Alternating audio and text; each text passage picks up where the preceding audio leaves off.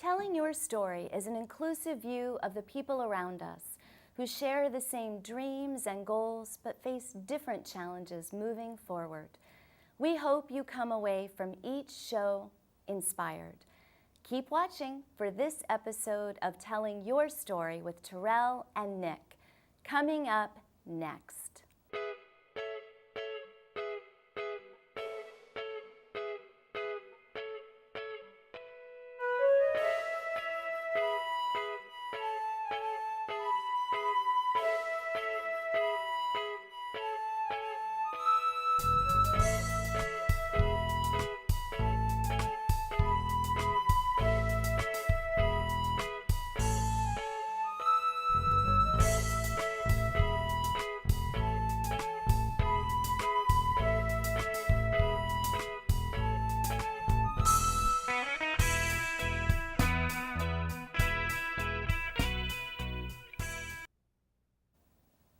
Hello and welcome to Telling Your Story with Terrel and Nick. We're so glad you tuned in to watch. I'm Nick. I'm Terrel. And we are your co-hosts. We have a terrific guest here today. Yes, yeah. That's right, to help us be the best versions of who we are, absolutely. Yes, yeah. That's because Jonathon Rhodes, a licensed clinical social worker right here in Montgomery County, is here today. Welcome to the show, Jonathon. Thank you for having me. Absolutely. Well, we can't wait to hear all about your work. Okay. And as always, Terrel and I always like to ask, Jonathon, where did your story begin? Yes. Okay. All right. So basically, like, I went to undergraduate school, went to college for a degree in sociology, and there wasn't much in the way of work after I graduated. Mm-hmm. So then I thought, okay, maybe I should probably go back to school, get another degree. And I thought about doing social work because I wanted to become a therapist. I was very naive at the time, and I thought, based on my own experiences going to therapy, hey, this is awesome. I can just go into this room, talk to this guy, and get paid money to do that. So I had no idea actually what it involved. So I enrolled in social work school to get a degree as a social worker, and it was a lot more than that. There's a lot that goes into it, like a lot of learning theories, a lot of learning how to deal with people, different types of therapeutic approaches and skills. So I went to graduate school to specialize in hospital social work. I wanted to work especially with young people who had life-threatening illnesses. I had my own experience with lymphoma during college, so I wanted to really help out other young people in my situation. Of course, the same story again. After graduation, wasn't much in the way of work available doing therapy, so I got a job being a case manager for the District of Columbia's Child Welfare Services. Wow. So using my education and experience from graduate school, I worked with the population of kids who are called medically complex. So they had a lot of developmental diagnoses like autism or Down syndrome or Prader-Willi or something, but with a lot of other physical and developmental challenges as well. So I did that for 3 years, and it was really, really wonderful work. I loved working with those kids. I loved the population. I loved the dedication and the drive, the joy to live that they brought to everything, despite all these challenges that people would be like, well, wait, geez, how can you possibly have a life? So, and then it was really noticeable that when I was working there, there wasn't much in the way of mental health services that was available for these young people. So when I left child welfare, I decided, okay, well, that's where I want to focus my therapy work on, is this population.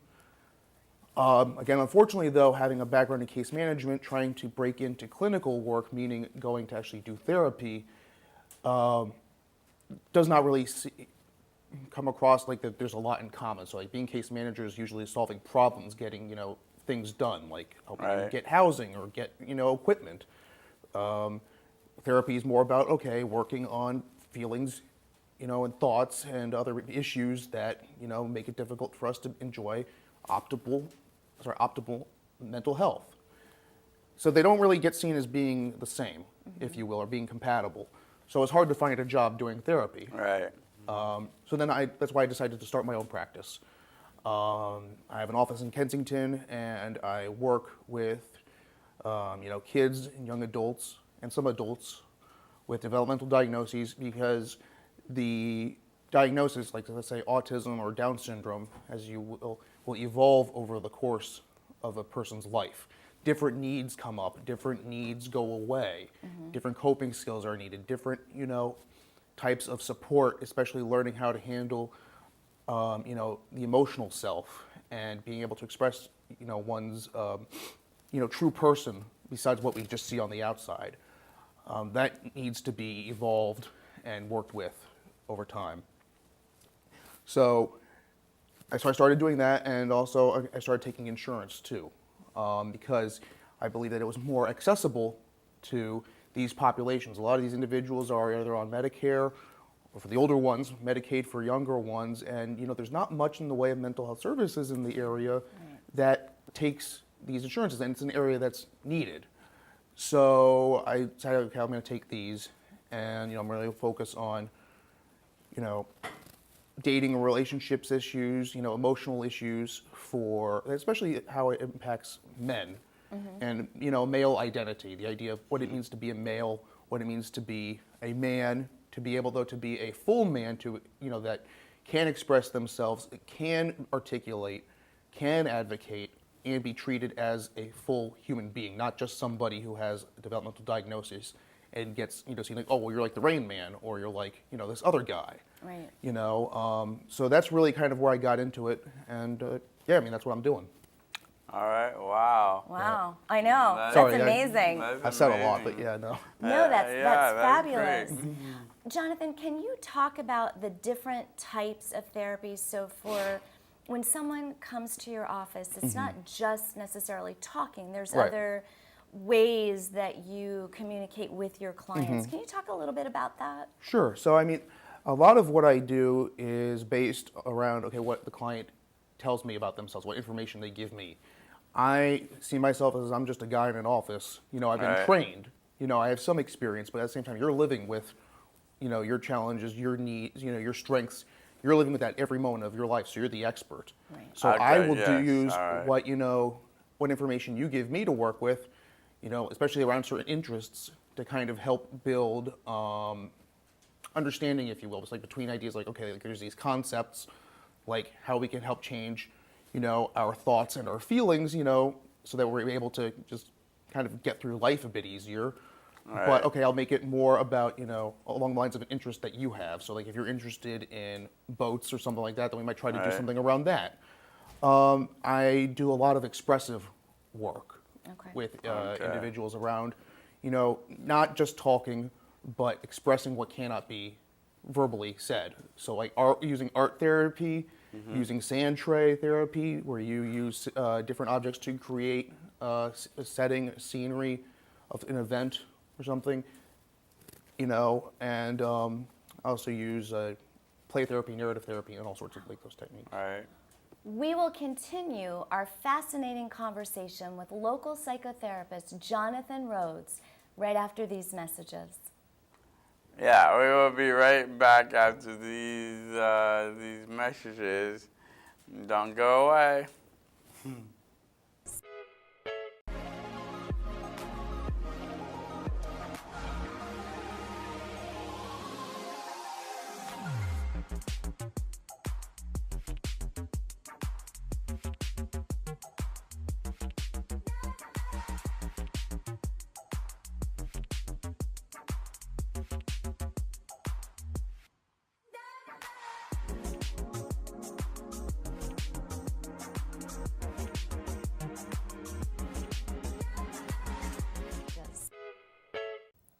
Welcome back.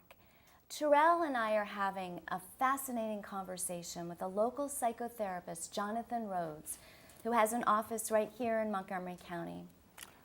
Yes, one other thing, I need to talk to you. How about Facebook? Do they reach you by Facebook, or tell me more about that? Okay, so like in terms of whether I use Facebook myself to help people out or get people to come who want to find me, Or how to use Facebook? Yeah. How do people find you? Calling you or use Facebook? Well, so actually, I don't use social media. Really, Oh, so that is I it. know, right? Okay. Okay. I mean, a young person like myself, what doesn't use social media? What's up with that? Right. So social media though really stresses me out. Okay. So I mean, I have a website that I have my information on. That I do a monthly blog post or two, Right. just around topics that relate to issues of dating, relationships, challenges that are faced by guys in the community with special needs on those fronts. And that's jmrcounseling.com. Is that Yes. your website? Yes. But that's pretty much what I do, and I just rely on word of mouth. Well, speaking Okay. of That Facebook, sounds good. Yeah, and speaking of Facebook, Terrell, since you brought that up, Jonathan, are there rules or boundaries that we should all be thinking about when we're using social media? And I'm wondering, particularly maybe with folks, but for everybody with a developmental diagnosis, but just anybody, just rules about social media that you think would be helpful. Well, yeah. There's definitely some things that can be, helpful for people to keep in mind, especially around, safety. Like if we receive friend requests from people we don't recognize, Right. especially if we receive friend requests from, I hate to say it, from celebrities. Oh, because- yes. You could Yeah. do that. Yeah. Because Oh, I know yeah. it's like, that it'd be awesome, sure, to be getting a friend request from, I guess since the Super Bowl's coming up, from, geez, I can't believe I'm blanking on his name, but anyway, from like one of the quarterback for the Rams. Right. Yeah, awesome. He's so cool. And Yeah. He cares about me. It would feel wonderful to be acknowledged like that. Right. But unfortunately, that's probably going to be fake. Yeah. Yeah, So those I things, and think those are so. called, people who do that, they're phishing. That's what's called. Fishing. Yep. That's what you call it. And that can just, lead to a lot of, frustration, confusion, and just, I've worked with a lot of guys who have, sadly, done this, where they've wanted to make friends with like a famous person that they Right. think is actually interested in them. And when it turns out that they're not, or that, they find out that that person's just messing with them, it's really, really hard. There's a real Okay. like sense of loss, a sense of betrayal. Right. Sure. It's just Yeah. really painful for them. So so I talk about that with people. I mean, I also say too, okay, that using social media has rules of etiquette, like social rules, like everything else. So Right. you give people time to respond to your message. Okay. As much as you may want to, trying to control that worry or that anxiety that they don't care about you or that they're actually not your friend, so that by controlling it, then you're not sending them message after message after message. Right. And then they're like, oh my God, then Right. they actually do get upset. Right, and they Yeah. don't want Yeah, to right. respond. Right. Right. And then also a big thing too about internet safety is that being really aware of what you put on the internet stays on the internet. Oh, So yes. if you get into an argument with somebody and then you go on Facebook and be like, oh blah blah blah blah jerk, I hate you, then that stays there. Right. And sometimes people aren't aware of that, and it can cause some really significant, really big challenges for just other parts of their lives. Right. Your Yes. website, speaking of website, Sure. is really terrific. You've got fabulous articles and resources for anybody who's looking for some support. So what happens, Jonathan, in terms of if somebody comes to you, how do they know that it's time to see a therapist? Yeah. That's a good question, because I'm not even sure necessarily I know. I mean, a lot of times it's the people I work with, they are brought by their parents. Their Right. parents will notice something's, seems like it's given their, kid a hard time or their loved one a hard time, and they'll be like, hey, you need to go get help. A lot of times, though, these individuals don't want to. A lot of times they think, they're being forced to it by their parents, and in many ways, some of them are.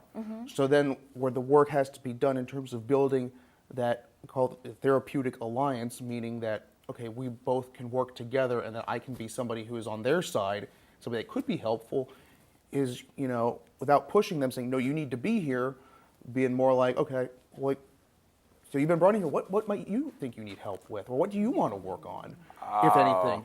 You Sometimes, change it. yeah. So you change it for them because Not because of what the parents do, but you change it. Right. Okay, Well, that 'cause sounds it- good. That Yeah, sounds great. but Yeah. it has to be about them though, Yeah, because the work's not. wonderful. Because I mean, then they're not going to be able to do the work, and it can just create real challenges in the relationship with the family, and also it's not going to help me and that person connect and work together. Right. So I really like to put it up to them. Sometimes like I don't need to be here, I can't think of anything. If that's the case, then it's probably not a good time to start Right, working. right. Yes. But usually when so it's like if we can find something to work on that they identify as an area of need, or if a person brings themselves, hey, I think I just need to work on this, then that's when we can usually get something going, and get something Alright. started with more of a chance of actually being able to work together and achieve some results. Okay. Okay, that sounds great. Jonathon, can you talk a little bit about your social checklist? Okay. All right. So the social checklist is just a handout that I created for a talk that I gave. Just some ideas that kind of for people to it was created more for guys with special needs, but also just can be used in general. Just some ideas to keep in mind and be mindful about when you're thinking about going out to make friends or meet somebody with the hopes of either getting into a dating relationship or an actual romantic relationship just beyond dating, because there are two differences. Yeah. Yeah. Is that okay, so like, well, what are my values? What's important to me as a human being? What do I think what matters? So then when I'm meeting people, I find somebody that has similar values to myself, that I can connect with them on a values basis. What's also important to me in terms of what's my goal? Why am I going out here to meet people? Why am I putting myself out there using social skills that I've gotten in social skills groups or in therapy or any number of ways? What's my goal? Am I going out just to meet people? Am I going to make friends? Am I going to meet somebody that can be just somebody to go out on dates with? Am I looking to meet somebody who's a life partner? Because that will inform the type of places where we go to meet people. Okay, where am I going to meet people? That's another part. The social checklist kind of looks at who do we want to meet, when, are we at the right place in our lives where we feel like we're comfortable and confident enough to do it, where are we going to actually find these people, why, what's our purpose, why do we want to do this, what, That's great. and what's the goal, Yeah. who, what, when, why, where. Oh, and then also we throw in there how. Okay, so then coming up with our actual plan, when we get to that place, we've identified the place, we've identified the goal, we've identified the plan, and everything, and now we're going to put it in action. How are we going to actually do that? That's really important. I mean, that really gives us a foundation and helps us think about the things that are important to us and really be able to look at our own behaviors so that we can learn to improve them and get our needs Right. met. And That's but great. a big thing to keep in mind though is that even though we have challenging behaviors to deal with, that they are not bad in of themselves. We're not bad people because we do something that may be socially inappropriate. Right. Yes, it's inappropriate and we might not want to do that. However, though, this is not about shame. It's not about calling you out for something that you did, making you feel bad, so that it paralyzes you and keeps you afraid of going out there and trying again. This is more about, okay, I am aware that there are some behaviors I may do that are understandable. It's how I just am, okay? And then, though, at the same time, all right, what can I do for myself so that these don't get in the way of my goal? We're not talking about, hey, you got to change who you are, stop your behavior, stop what it is that you're doing to fit in with everybody else. Right. It's more so, okay, how can I, get into the crowd and be part of the crowd and, draw attention to the parts of me that I actually want to draw attention to, the parts that I want to be noticed for, and not the parts that set me apart as being different.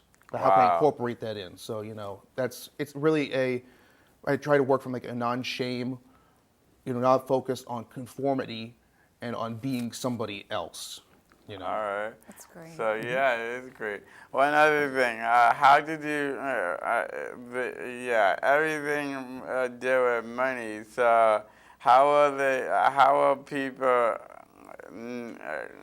how will you get your money? Off of them or off of the parents? Okay, so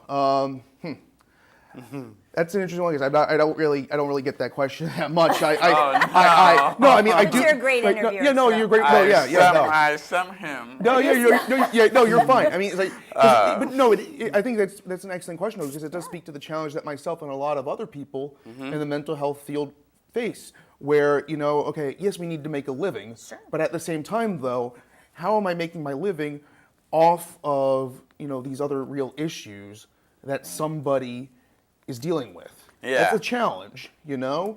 So, Right. I mean, what I try to do is, like, I take different insurances, and I charge, I have an out-of-pocket fee for people who don't have insurance but can pay out of pocket. But I make it known as that, look, hey, I'm flexible with it. Right. I'm not going to be like, thank you very much. I need your money right now. Oh, okay. But, it's, and I think, also, too, and this is something for like people who are getting into the field can, definitely be aware of as well, is like, that you may be self-conscious about the money piece and everything, and it's perfectly okay. You're being aware because you don't want to have your services, you don't want to have what you're doing be just a commodity. You don't want to treat your people that you're trying to help as a dollar sign. Right. And your clients will definitely figure this out. They'll definitely know just how you are as a human being, just how you speak with them, the things that you talk about with them, that you're not in it for the money. So they'll pick that up. So even when it does come time to talk about, okay, well, hey, got to put bread on the table, Right. then that's coming as a secondary piece. Oh, okay. You spend more time focusing on the individual and them, and then less on the money, and trust that they understand that their role in the transaction.